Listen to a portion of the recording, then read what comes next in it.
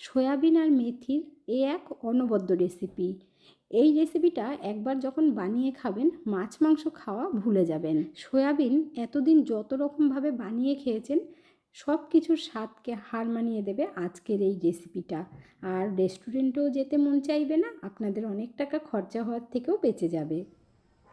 নমস্কার বন্ধুরা, মিঠুস ওভেনে আপনাদের সবাইকে স্বাগত জানাই। আজ আমি আরও একটি নতুন ভিডিও নিয়ে চলে এসেছি আপনাদের সামনে। আজকের রেসিপিটা তৈরি করার জন্য এই সয়াবিনগুলো আমি 10 মিনিট মতো ভিজিয়ে রেখেছিলাম গরম জলে। এখানে আমি 100 গ্রাম সয়াবিন নিয়েছি। আর সয়াবিনটা 2-3 বার ভালো করে ধুয়ে জলটা খুব ভালোভাবে কিন্তু বার করে নিতে হবে। সয়াবিনের মধ্যে যেন একটু জল না থাকে সেটা কিন্তু অবশ্যই খেয়াল রাখবেন। এরপর আমরা নিয়ে নেব মেথি।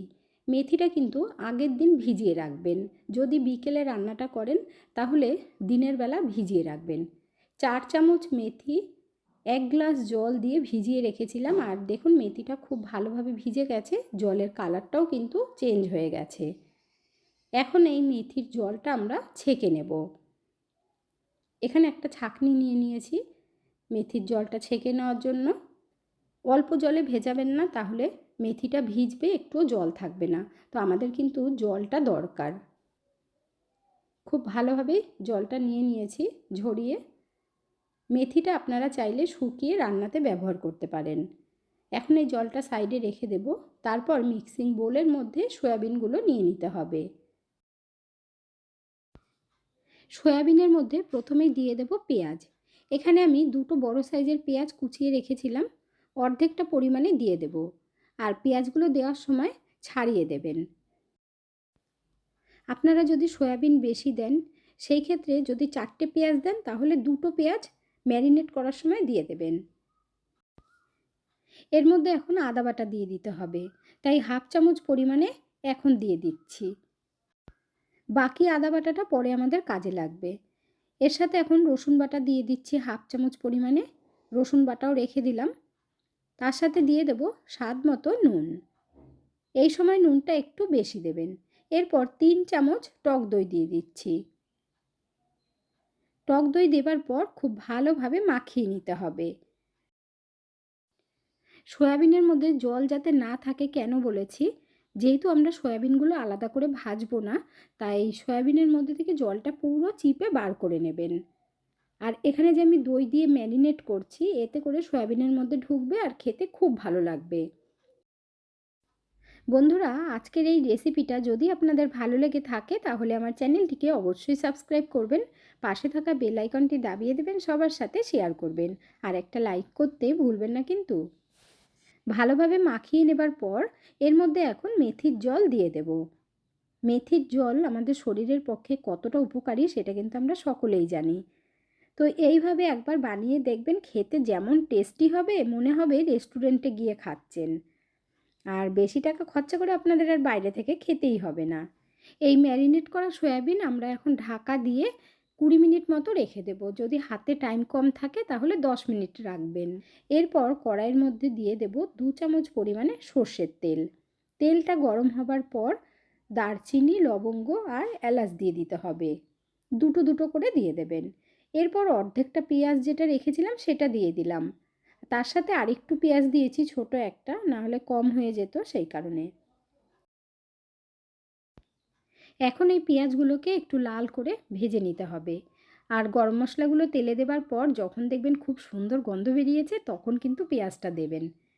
গরম মশলার সাথে পেঁয়াজটা ভাজলে সেন্টটা খুব সুন্দর আসবে। আপনারা দেখতেই পাচ্ছেন পেঁয়াজটা আগের থেকে অনেকটাই সফট হয়ে গেছে আর কালারটাও কিন্তু একটু চেঞ্জ হয়ে গেছে। আর একটু সময় ভেজে এর মধ্যে আমরা আদা রসুনের পেস্ট দিয়ে দেব। যতটা আমি আগে দিয়েছিলাম ঠিক সেই পরিমাণে আদা বাটা আর রসুন বাটা দিয়ে দিচ্ছি। টোটাল আমাদের 1 চামচ আদা বাটা আর 1 চামচ রসুন বাটা লাগলো। তো আপনারা অবশ্যই এটা খেয়াল করবেন, ম্যারিনেট করার সময় অর্ধেকটা দেবেন আর রান্না করার সময় অর্ধেকটা দেবেন। আদা রসুনের কাঁচা গন্ধটা যেন খুব ভালোভাবে চলে যায়। মশলাটা যাতে নিচ থেকে লেগে না যায় তার জন্য অল্প করে জল দিয়ে দেব। তারপর 1 মিনিট খুব ভালোভাবে কষিয়ে নিতে হবে। এই রান্নাটা তৈরি করতে করতে এত সুন্দর সেন্ট বেরোয় বন্ধুরা, আশেপাশের লোক না জিজ্ঞাসা করবে যে আপনি কী বানাচ্ছেন। সবাই ভাববে হয়তো মাংস রান্না করছেন। আদা রসুনের গন্ধ চলে গেছে। এর মধ্যে এখন কাশ্মীরি লঙ্কার গুঁড়ো দিয়ে দিচ্ছি 1 চামচ পরিমাণে, আর 1 চামচ পরিমাণে ঝাল লঙ্কার গুঁড়ো দিয়ে দিলাম। ঝালটা আপনাদের আন্দাজ মতো দেবেন। তারপর অল্প জল দিয়ে মশলাটা খুব ভালোভাবে কষিয়ে নিতে হবে। তবে একটা কথা কি বন্ধুরা, ঝালটা তো আপনাদের আন্দাজ মতো দেবেন, সেই ক্ষেত্রে কাশ্মীরি লঙ্কার গুঁড়োটা কিন্তু একটু বেশি দেবেন, না হলে কালার আসবে না। আর এর মধ্যে আমরা হলুদ দেব না, তো কাশ্মীরি লঙ্কার গুঁড়োটা দেওয়াটা কিন্তু ভীষণ ইম্পর্টেন্ট, এতে করে কালারটা খুব সুন্দর হবে। এখানে দেখতেই পাচ্ছেন তেলটা আস্তে আস্তে উপরে উঠে এসেছে, আর ঠিক এই সময় কসুরি মেথি দিয়ে দিতে হবে। কসুরি মেথিটা দিয়ে আবারও ভালো করে কষিয়ে নেব। সয়াবিন অনেক রকমভাবেই রান্না করে খেয়েছেন, এটা কিন্তু একেবারেই অন্য রকম। গ্যাসের ফ্লেমটা কমিয়ে দিয়ে মশলাটা কষাবো, আর ততক্ষণে একবার সয়াবিনটাকে ভালোভাবে নাড়িয়ে নিতে হবে, যেহেতু অনেকক্ষণ ম্যারিনেট হতে দিয়েছি। আর দেখতেই পাচ্ছেন মেথির জলটা কিন্তু সয়াবিনের মধ্যে অল্প অল্প রয়ে গেছে। আপনারা চাইলে মেথির জলটা আর একটু বেশিও দিতে পারেন, কোনো অসুবিধে নেই। আর এতে করে একটুও তেতো লাগবে না, আপনারা কিন্তু ভয় পাবেন না বন্ধুরা। এখন এই মশলাটা আরেকবার নাড়িয়ে দিতে হবে, যেহেতু গ্যাসের ফ্লেমটা কমানো ছিল আর ওপরে দেখুন তেলটাও উঠে এসেছে। এরপর ম্যারিনেট করা সয়াবিনটা আমরা দিয়ে দেব। সয়াবিন দেবার পর 3 থেকে 4 মিনিট গ্যাসের ফ্লেমটাকে বাড়িয়ে দিয়ে কষাতে হবে। আর কাঁচা সয়াবিনটা যে রান্না হচ্ছে মানে না ভেজে, এতে কিন্তু কোনো ফারাক পড়বে না। যারা সয়াবিন খেতে একেবারেই পছন্দ করেন না, তারাও চেটেপুটে খাবেন। বরং কাউকে যখন বানিয়ে খেতে দেবেন, প্রথমে তো ভাববে যে মাংস দিয়ে খাচ্ছে, কেউ বুঝতেই পারবে না যে এটা সয়াবিনের রেসিপি। ভালোভাবে 4 মিনিট মতো কষিয়ে নিয়েছি। এরপর ঢাকা দিয়ে কষাবো, এতে করে সয়াবিনটা সিদ্ধ হয়ে যাবে, তাহলে রান্নাটা করতে আর বেশি টাইম লাগবে না। 4 মিনিট বাদে ঢাকনাটা তুলে একবার নাড়িয়ে দিতে হবে।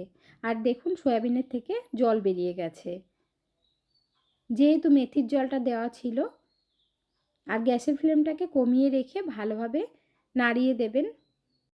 আপনারা যখন রান্নাটা করবেন 10 মিনিট এইভাবে ঢেকে ঢেকে সয়াবিনটাকে সিদ্ধ করে নেবেন, তাতে করে টেস্টটাও ভালো হবে আর সিদ্ধটাও ভালো হবে। এখন আবার আমরা ঢেকে দেব, তবে 2 মিনিটের জন্য। 2 মিনিট বাদে ঢাকনা তুলে নিচ্ছি, আর দেখতেই পাচ্ছেন সয়াবিনের মধ্যে যে জলটা ছিল সেটা কিন্তু শুকিয়ে গেছে, আর একটু জল নেই। এখন ভালোভাবে কষিয়ে নিয়ে এর মধ্যে জল দিতে হবে। যদি আপনারা মেথির মধ্যে জলটা একটু বেশি দেন, তাহলে আলাদা করে জল না দিলেও চলবে। এখানে দেখুন আমি 1 কাপ মতো দিয়ে দিলাম, যেহেতু বেশি গ্রেভি রাখবো না, তার জন্য অল্প করে জল দিলাম। খুব ভালোভাবে মিশিয়ে দিতে হবে। সয়াবিন ম্যারিনেট করার সময় যেহেতু নুন দিয়েছি, তাই মশলা কষানোর সময় আর দিইনি। এখন চেক করে অল্প করে নুন দিয়ে দিলাম। নুনটা দিয়ে ভালোভাবে মিশিয়ে নিতে হবে। ভালোভাবে মেশানোর পর যখন দেখবেন ফুট উঠতে লেগেছে, তখন ঢাকা দিয়ে দেবেন। আর ঢাকা দিয়েও 2-3 মিনিটে ফুটিয়ে নিতে হবে। আপনারা যেমন গ্রেভি রাখতে চান সেইভাবেই জল দেবেন। এই সয়াবিনের রেসিপিটা ইউটিউবে বলুন আর ফেসবুকে বলুন, কোথাও পাবেন না। এটা কিন্তু একদম ইউনিক রেসিপি। আর যেহেতু আমরা মেথি চিকেন খেতে পারি, তো মেথি সয়াবিন কেন খাওয়া যাবে না, সেই জন্যই কিন্তু রেসিপিটা আপনাদের সাথে শেয়ার করলাম। রান্নাটা আমাদের কমপ্লিট হয়ে গেছে, তাই গরম গরম সার্ভ করে নিচ্ছি। জাস্ট অসাধারণ বন্ধুরা। আর রেসিপিটা যতক্ষণ না তৈরি করবেন, আপনারা কিন্তু বুঝতেই পারবেন না। তাহলে আর দেরি না করে ঝটপট আপনারাও বানিয়ে ফেলুন, আর বাড়ির সকলকেই চমকে দিন। ভাত রুটি সব কিছুর সাথে পুরো জমে যাবে।